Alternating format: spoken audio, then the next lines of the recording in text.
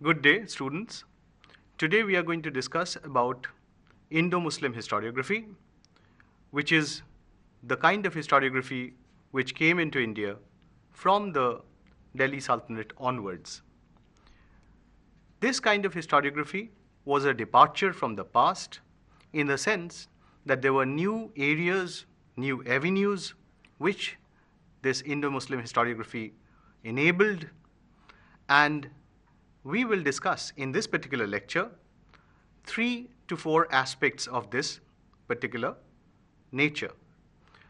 One is the concept of Indo-Muslim historiography, how it emerged, the different phases of this historiography, the different varieties that this type of historiography enabled, and finally, the way in which it evolved from the Delhi Sultanate onwards down till the Mughal age. If we move on, then we find that the concept of Indo-Muslim historiography is not a new one. The contemporary people in the medieval period considered this as ilm-i-tariq or Islamic historiography.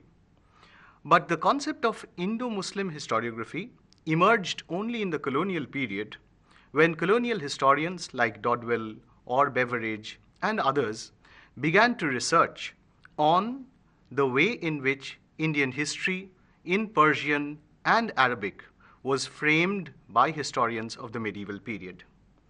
Therefore, we find that this term is not a new one. It has its origins from the medieval period onwards, but as a concept, it is new. This particular concept enables us to understand a broad phase of Indian history from the medieval period onwards. As we know, the colonial historians tried to frame Indian history into 3 periods: the ancient, the medieval, and the modern, which was considered as the colonial period. The medieval period in Indian historiography began not exactly from the 13th century, but from the 8th and the 9th century onwards, when we find that the Arab geographers and the areas in which the Muslims began to conquer, especially in parts of Sindh from 712 onwards, this began a new spate of conquests in India, and the first interaction of Indian subcontinent with Islam began from 712 onwards. So we find that the phase from which this particular historiography emerged is the 8th and the 9th century. We all know that Islam originated in the 7th century, and as it began to expand in new territories into India and Central Asia, the Islamic historians came in touch with the areas of Indian subcontinent. Muhammad bin Qasim, who conquered Sindh in 712, was one of the first conquerors who set foot on the Indian subcontinent. And this began a new phase of historiography in Indian subcontinent. As we can understand that the origins of Islamic historiography goes back down till the time of Muhammad. From the time of Muhammad, we find that the writing of the Quran and also the Hadith represented a new form of historical consciousness which began to permeate the Islamic civilization. And it was this new consciousness which was brought to India from the Western Asian context in the 9th, 10th, and later centuries. The first phase in which the Islamic historiography, or Indo-Muslim historiography as it is well known, began in the Indian context was from the Arab geographers. The Arab geographers were travelers, and they began to explore the frontiers of the Indian Ocean, especially for trading purposes. And as we can understand, that from the 7th and the 8th century onwards, different parts of the Islamic civilization began to interact with not just India, but also other parts of the globe. There was a global circuit in the Indian Ocean which enabled Indians to travel for pilgrimage purposes as well as for commercial trading purposes to different parts of Arabia. The Arab geographers like Al-Masudi, Al-Kindi, and others began to develop a new form of travel literature, geographical literature, which was part of the Indo-Muslim historiographical tradition. The concept of dating, the concept of chronology, as well as the concept of a new historical consciousness were the new areas in which Islamic historiography began to impress upon the Indian mind from the early phase onwards. We find that within Islamic historiography, there are two shades. One is known as the Arabic method of history writing, and the other is the Persian method of history writing. The Arabic method of history writing is one which imposes or tries to include different types of segments of population within its historical analysis. For instance, we find that discussions about the common people, about the ummah, and about the different segments of society come within the consciousness of Arabic historiography. Arabic historiography and its proponents, for example, Al-Tabari in the 10th century, Miskawaya in the 11th century, and others, began to frame this kind of historiography from the 10th century onwards. The other historiographical tradition, however, which originated in Persia, drew inspiration from the Sassanid past of Persia. And this Sassanid inspiration was centered not just around the king, but also around the court. So we find that court-centric chronicles, political narratives, began as a result of the interaction of Islam with Persia. And this second tradition was what came to India in a more robust fashion. As we understand that these two traditions had a concept of history within itself. But the important point is that from the 13th century, Indian historians or immigrant historians who came to India from Central Asia began to create a new form of history that was based on the Indian subcontinent.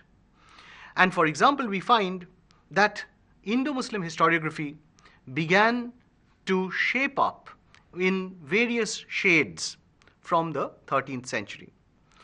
Most of the medieval historical works which we find from the 13th century are based on the Persian historical tradition, as I just mentioned. These were mainly treated as official histories or court histories and written by people who were sponsored by the court or the royalty of the time. So these were mainly elitist and aristocratic in nature. But however, we find that most of the writers, the historians who wrote these histories, were members of the ulema or the educated Muslim classes. And that is why we find that the Islamic historiography was written by a class of people who were educated and who had studied in the Islamic traditions of the time. And this was the reason why there were different kinds of biases or different kinds of new viewpoints which they came up with. For instance, we find that Peter Hardy calls this phase of Indo-Muslim historiography as a colonial form of historiography because there were inbuilt biases that these historians had. We find that these historians sometimes depended on hearsay, sometimes they depended on different kinds of testimonies, and sometimes they used their own experience to analyze the different conditions of their times. Historians have instructed us that Indo-Muslim historiography developed through three stages. One is from the 7th to the 10th century, which is the phase of the Arab geographers and the historians of Sindh. The second phase is the Delhi Sultanate historians, and the third phase is the historians of the Mughal era. So within these three frameworks, we find that Indo-Muslim historiography developed during the medieval period. If we move on to the first phase, as I was just mentioning, we find that the Chachnama, which is the account of Sindh as one of the most important first histories of the time, but we also have the Majma'ul Tawarikh by Mujmal, which was written around the 12th century, which imparts a new view of Sindh from the different kinds of sources. At the same time, the Fatahul Buldan by Abul Hasan al-Baladuri in the 9th century is also one of the first documents which tries to analyze the history of Sindh. As we were discussing, the Arab geographers were one of the most important historians who contributed to the understanding of medieval India. The travelers who came on voyages towards the Indian subcontinent, both to the north as well as to the south, were those people who gathered and collated information and created a new type of historical consciousness about the Indian subcontinent. We find that Ibn Khordadba from Samarra in Iraq, Abul Hasan or al-Masudi were those historians and travelers who gave a very comprehensive idea about the geographical location of India, the way to come to this place, the different kinds of commodities which could be found over there, and also we find that they treated the routes to come towards India. So they focused on both the physical as well as the human geography with a different idea about the history, about the geography, about the customs, the dresses, and other aspects of the Indian subcontinent, including an idea of climatology, oceanography, and plant geography. During the second phase, which begins from the establishment of the Delhi Sultanate, we find that the variety of sources increase, and Indo-Muslim historiography comes into its own from this period onwards. We find that there were different kinds of historiographical genres which developed during this period. We find general histories of the Muslim world, including dynastic histories. We find autobiographical memoirs like the Futuhat-e Firuz Shahi of Firuz Shah Tughlaq. We also find several kinds of manaqibs or fazail history, which are eulogistic histories of rulers or other individuals in prose pattern. And we find regional histories of Islam as well, being written during the same period. Didactic history, that is history which tries to teach others, is something which came up during the medieval period as well. And one of the most important examples of this is Barani's Tarikh-e Firuz Shahi. We find that there were also panegyrical poems which were written during this time, for example by Hasan Nizami, by Amir Khusru, and by Isami. Isami's Fatahus Salatin was one of those poems which tried to give a very comprehensive, around 12,000 verses were there within this particular genre, and it included anecdotes, it included various types of legends, and also other kinds of histories within its context. Amir Khusru, who lived between the late 13th and the early 14th century, was one of the most prolific poets and historians of the time. And he wrote a number of histories with a poetical bent, including the Kiranus Sadain, the Miftahul Futuh, the Ashika, and the Nuh Sifir, among several others. Although he was mainly a poet, but he dealt with different kinds of historical facts, which enables the modern historian to know about the history of the time. If we move on to the non-political literature, which is the religious literature of the time, then we find a variety of shades which had emerged during this period. We find malfuzats, tazkiras, and also other kinds of Sufi literature with a religious bent within it. Within this genre, we can place a number of histories. For example, conversations of different kinds of saints, including Amir Hassan Sidzi's Fuwaidul Fuwad, which contains the conversations of Sheikh Nizamuddin Aulia of Delhi, and there are several others whom we can mention. Apart from the non-political literature, the most important form of literature which emerged within Indo-Muslim historiography is the political chronicles.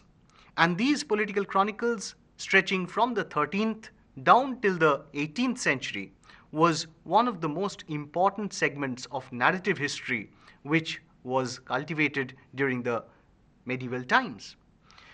From the 13th century onwards, we find that the context within which Islam came to India as a political force, right from the time of the Ghaznavids to the Ghurids and to the establishment of the Delhi Sultanate, was dealt with by a number of sources. We find the Tarikh-i Guzida of Hamdullah Mustafi. We find the Tarikh-i Jahan Gusha of Ata Malik Juwaini, among several others. The most important aspect of these political chronicles was the 14th century important document called the Tarikh-i Firuz Shahi by Barani. Tarikh-i Firuz Shahi, however, was not the only important historical chronicle which was written by Barani. There were several others, including the Fatwa-i Jahandari. These two texts were the most important historical narratives within Indo-Muslim historiography. The reason is that Barani's approach to history was different and considerably improved upon the earlier historians of the time. If we look at Minhajus Siraj's Tabaqat-i Nasiri in the mid-13th century, and if we compare it with the Barani's writings of the 14th century, then we find a marked improvement which had happened. Historians of this time had begun to analyze not just the history as a narrative, but they had also begun to look at histories as a form of instruction, a form of didactic imagery, which was important not just for the rulers, but also for the masses. So we find that the important idea of development of historiography as a new mode of understanding the past, the study of the past as a new method of teaching history, is something which crops up only in the 14th century. And Barani played a very major role in it. Barani wrote the Fatwa-i Jahandari mainly to educate the Muslim sultans, and especially we find that he was trying to inculcate their duty towards Islam. So Barani's analysis not just included a narration of the events of the time, but also an explanation of how to understand history, what it can teach us, and the way to move forward in an ethical manner. The Tarikh-i Firuz Shahi was one of those important documents which was written in around 1359. However, in the 14th century, we find the Tarikh-i Firuz Shahi written by another historian of the time, who is Shams-i Siraj Afif, which dealt with the history of Firuz Shah Tughlaq in a different manner. So there were different shades of history writing which had emerged in the 14th century. We also find an anonymous writing which is known as the Fatuhat-i Firuz Shahi and the Sirat-i Firuz Shahi, which was important, but the author is still anonymous. But it gives an enormous amount of detail about the history of the times. If we look at the treatment of history which had been done by Barani, then we understand that he included a conversational mode within it. What we mean by this is that he included different conversations of different people. For example, Sultan Kaikobad with his father, Sultan Bughra, Nasiruddin Bughra Khan. And there were several other conversations as well. Historians of the present day are divided in their opinion as to what it exactly means to include conversations. Conversations could have been included mainly as an imaginary status. It was mainly as a source of literary value, not of historical value. It is more in this sense that Barani's historical account is valid for us.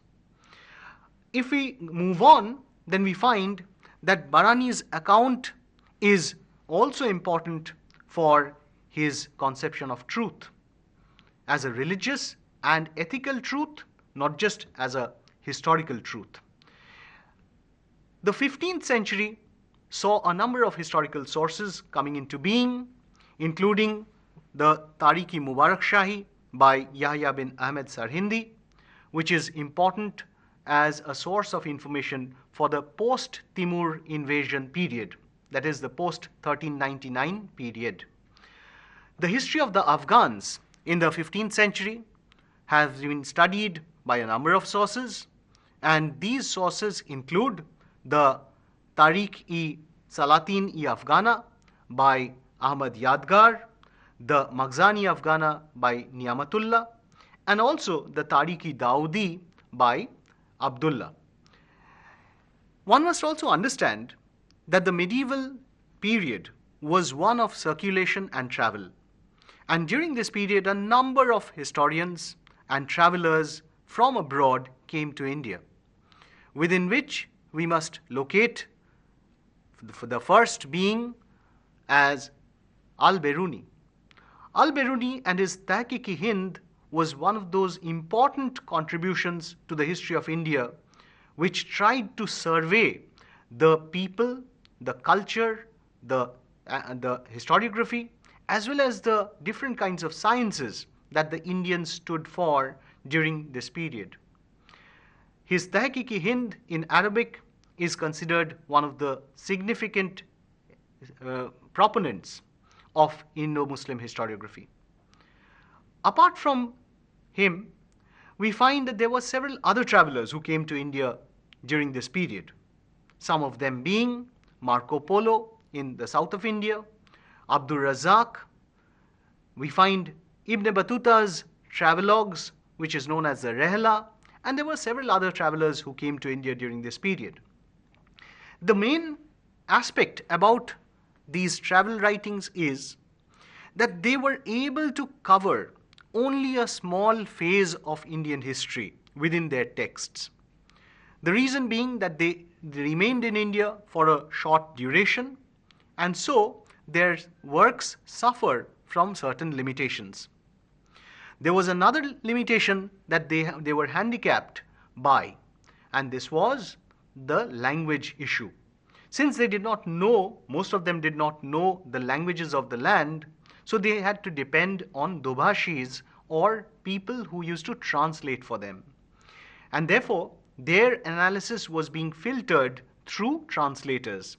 Therefore, the history of this period that we find from the travelogues is a little stunted in a certain manner. We also find that they were always trying to compare between the lands which they came from and the histories that they found and the culture that they found in India. So this comparative angle is important, but at the same time, this comparative angle also created a viewpoint which was always stereotypical. If we look at Indo-Muslim historiography in the second phase, that is the Delhi Sultanate phase, then we find that it was an important phase for understanding Indo-Muslim historiography as a whole.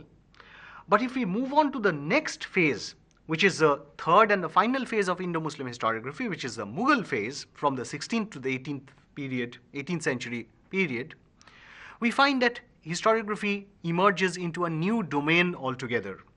The types of sources begin to vary in great detail.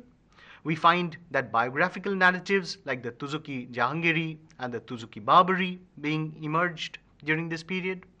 And we also find a variety of other sources which emerge. Court historians like Abul Fazl enabled the writing of history in a new model altogether in the 16th and the 17th century. There were other historians who followed from Abul Fazl's narrative.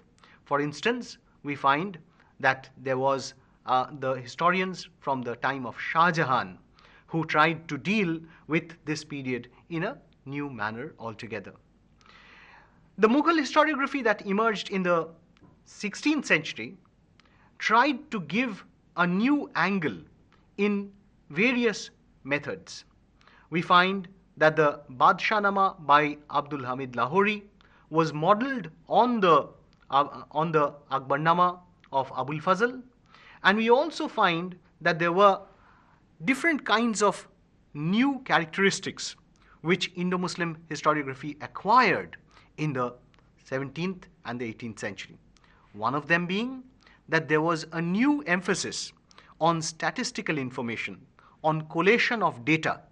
And this statistical information, which has been presented to us by various historians of the Mughal period, show how, where, when these aspects have been covered by these historians. So statistical data is something which we gather from the Mughal period onwards, not from its previous period. There was also another form of history writing which was emerging during this period, which is history as a teamwork. We find that Akbar had established the Bureau of History Writing, whereby research assistants were included, and they began to corroborate, collect, and document information for the writing of history by a leading historian. So we find that collaborative ventures, translations of different documents, began to take place from the 16th century onwards. So the Mughal phase obviously represented a new phase of history writing. Qualitatively, we find that the Mughals were also trying to build up Indo-Muslim historiography in a new framework. Abul Fazl went beyond the purview of the limited and the constricted nature of Islamic historiography into a more secular orientation. And this secular orientation is significant for the Mughal period. We find that Abul Fazl is one of those people who was most significant in his contribution to Indo-Muslim historiography during this period. He was one of those historians who tried to recreate Indian history not just as a history of a certain emperor, of a certain ruler, but he tried to include the Indian subcontinent as a place, as a geographical location, and Akbar was framed not just as a ruler of the Muslims of India, but as a secular ruler who tried to rule over different communities of India at the same time. So this secular orientation, an orientation towards making the emperor as the central focus within the historiography, is something that emerges only with Abul Fazl. So if we come to the conclusion, then we can understand that there was a gradual shift within Indo-Muslim historiography which emerged from the 8th, 9th century onwards down till the Mughal period.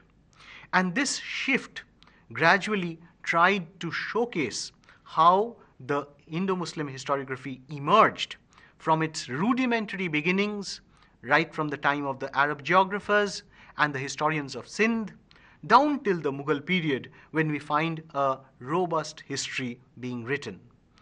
This also brings us to another very important point before we wind up, and that is that the Indo-Muslim historiography began to emerge from a constricted narrative of historical facts to an analysis of qualitative reasons, an analysis of different kinds of facts, and the reasons behind them began to be analyzed by historians of the period as well. So this shift brings us to a new phase of Indian history, and Indo-Muslim historiography represents a very significant time span when Indian historiography emerged from its beginnings and into a new phase of transition towards the colonial phase. Thank you so much.